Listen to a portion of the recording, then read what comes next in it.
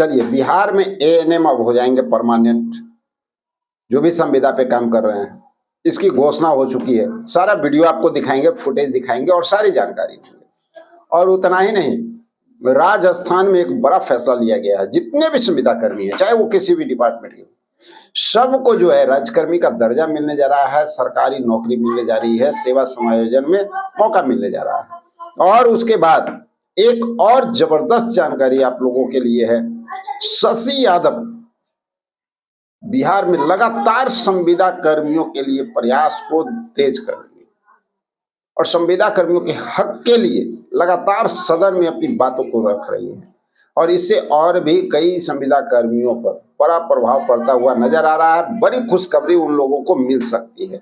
तो आइए जानते हैं पूरी जानकारी इस वीडियो में, क्या क्या है, कहाँ क्या होने वाला है। साथियों देखिए, बड़ी खुशखबरी, सबसे पहले तो हम अपने बिहार वासी जो भी हमारे संविदा कर्मी हैं उन लोगों को ये दे देना चाहते हैं। ये जो बजट सत्र चल रहा है ना फरवरी में, आप लोग देख रहे होंगे, इस बजट सत्र के दौरान संविदा कर्मियों पे लगातार जो है चर्चा हो रही है, लगातार जो है सदन में आवाज उठाई जा रही है। और बहुत सारे संविदा कर्मी, एक दो संविदा कर्मी की बात हम नहीं करेंगे, आपदा मित्र की बात आप कर लीजिए, संख्याकी स्वयंसेवक की बात कर लीजिए, ग्राम रक्षा दल, ग्राम कचहरी सचिव, वार्ड सचिव का तो बात उठाई है।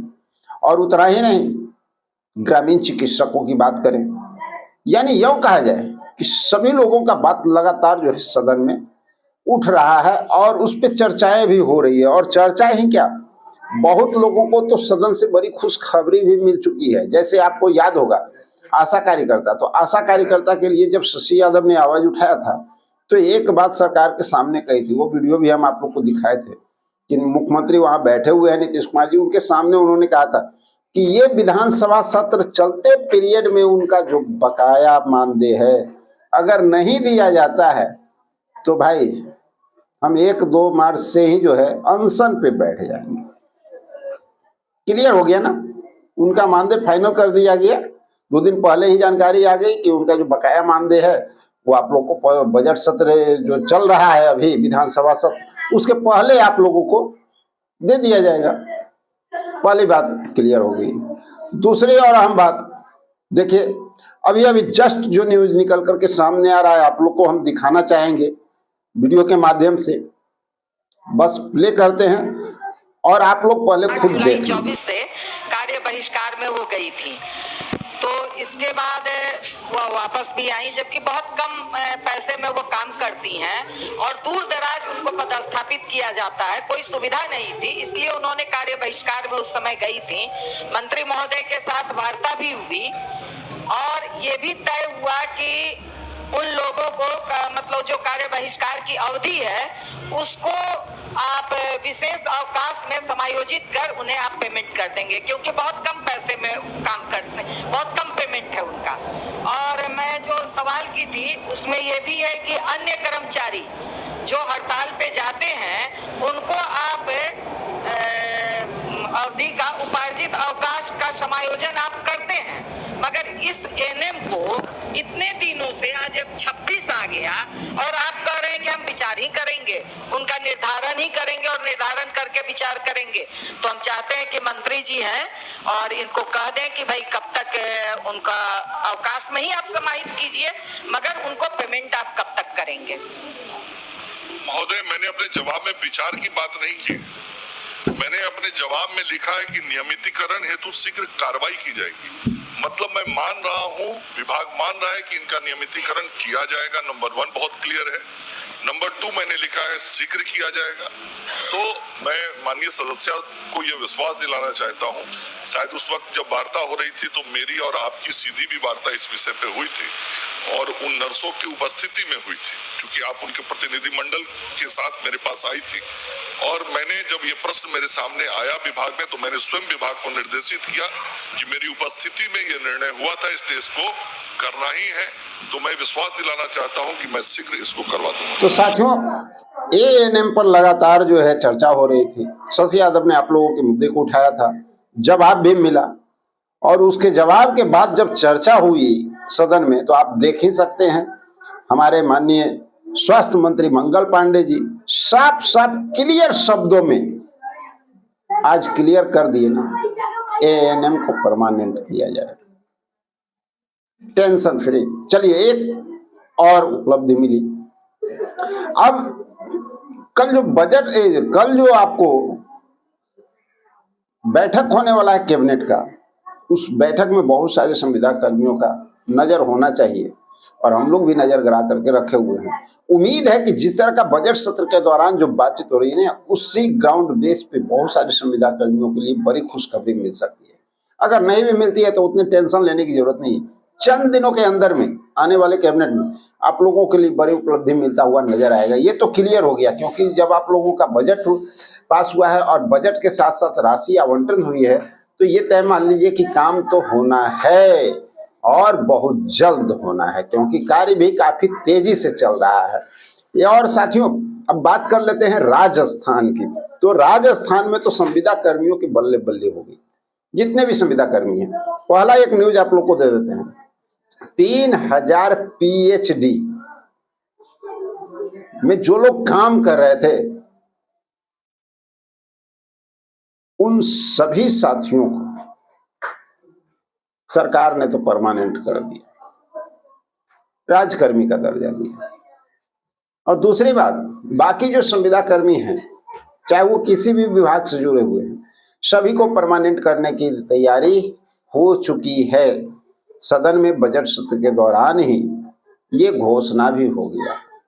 जितने भी सरकारी अब जॉब आएगा ना, उस सब में संविदा कर्मियों को प्राथमिकता दिया जाएगा।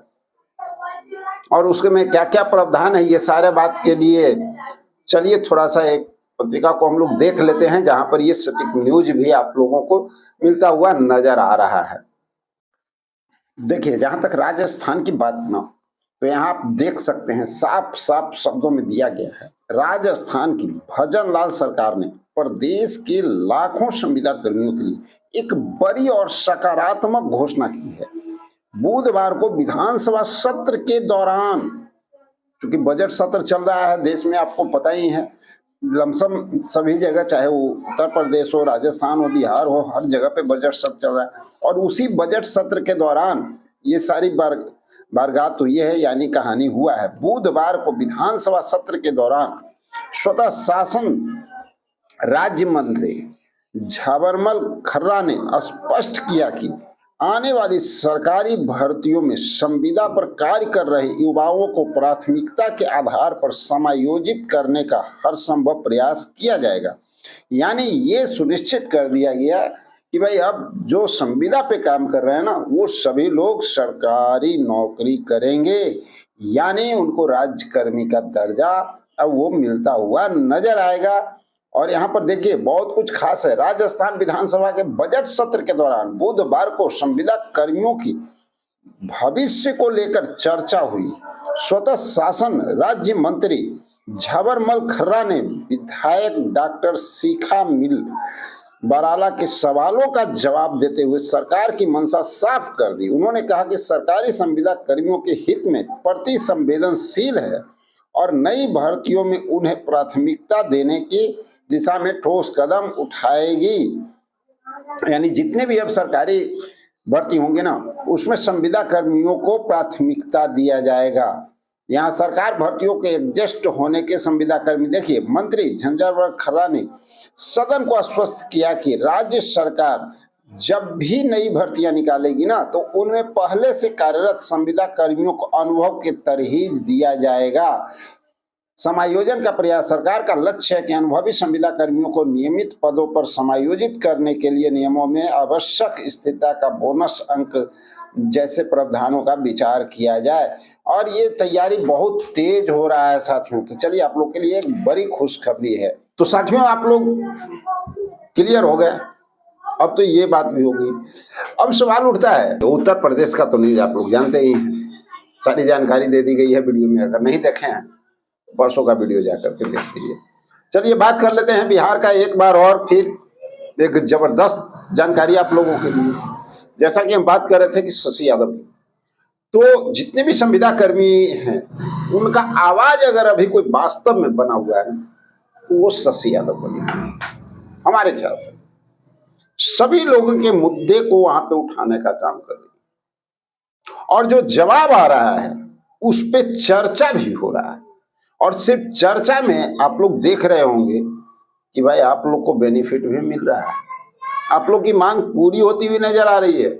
चाहे आप एएनएम की बात कर लें, आशा कार्यकर्ता की बात कर लें, तो इसी तरह और भी हैं, जैसे कि आपदा मित्र की बात करें, उनका भी इन्होंने उठाया है, ग्रामीण चिकित्सकों का मुद्दा भी इन्होंने उठाया है, और भी बहुत सारे जो हमारे संविदा कर्मी हैं उन लोगों का मुद्दा उठा रहे हैं। और ये सच पूछिए तो संविदा कर्मी की आवाज बन करके अभी काम कर रही है। तो इनको दिल से धन्यवाद देना तो हम लोगों को बनता है। और साथियों, इन्हीं सब बातों के साथ मिलते हैं एक और अगले इंफॉर्मेशन के साथ। जब तक के लिए जय हिंद।